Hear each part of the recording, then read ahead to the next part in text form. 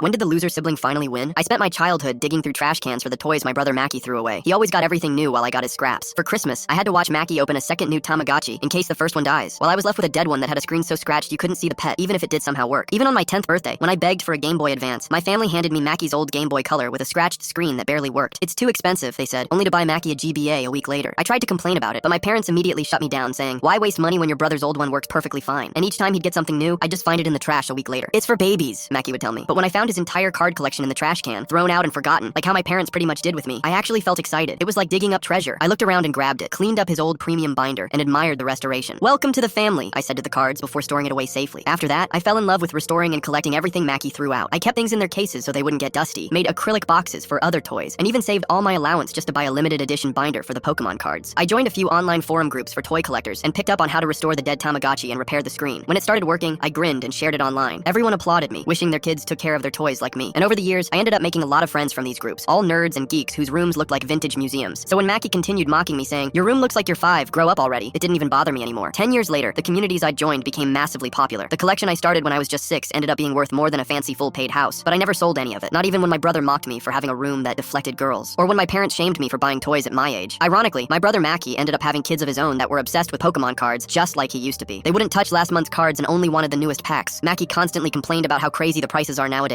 and how scalpers buy everything. $50 for one pack and I can't even find any. It's insane. He'd rant about his kids crying and crying if they didn't get the exact new set they wanted, never really recognizing how he was exactly the same years ago. But last week, the day before his kid's birthday, Mackie texted me frantically, "Are you home? Emergency." He showed up looking exhausted with 2 screaming kids trailing behind him. Every store is sold out. Every single day this week, I hunted for those stupid cards. 20 stores. I went to 20 freaking stores while these brats have been crying their eyes out for days. I can't get any sleep, he ranted. I asked which set they needed. "I don't know. The new one? The sparkly, shiny Eevee ones." I nodded and escaped to my room. I came back and held up 2 unopened packs. "These?" His kid's eyes went huge. "Wow, uncle, how do you have these? They're sold out everywhere." I grinned. "I have a few friends," I said, and asked if they wanted to see my collection room. The room had walls of perfectly preserved games, cards, and toys from our childhood, plus all the current releases. Mackie stared at his kids, who were running around admiring everything. "You still have all this baby stuff?" I shrugged. "Yeah, well, those babies right there are worth a fortune." He looked at me like I was crazy, while his older kid pulled out their phone and started scanning items. "Dad, this Tamagotchi is worth $400. This sealed Game Boy is $5,000. Holy crap, this is amazing." He snapped photos of it. "I wish we had this at home too." I watched my brother frown at his comment, clearly hurt. He walked around the room quietly until he spotted his old binder. His face went white as he started frantically looking up prices on his phone. When his eyes landed on the Charizard, he laughed in disbelief. "Are you freaking kidding me? $400,000? This was mine." I smiled. "Well, it was. But I scooped it up from the trash, kept it safe when it was worth nothing. That's the funny thing about treasure. Worthless to you, priceless to others." Mackie walked around the room, hands shaking when he recognized item after item he once owned, calculating what he'd thrown away. Meanwhile, his kids carefully held out the cards I had given, asking if I could teach them how to preserve them like I did. I showed them the proper sleeves and storage. The key is respecting what you have. Now his kids visit every weekend to learn about collecting and preservation. They tell their friends I'm the coolest adult ever.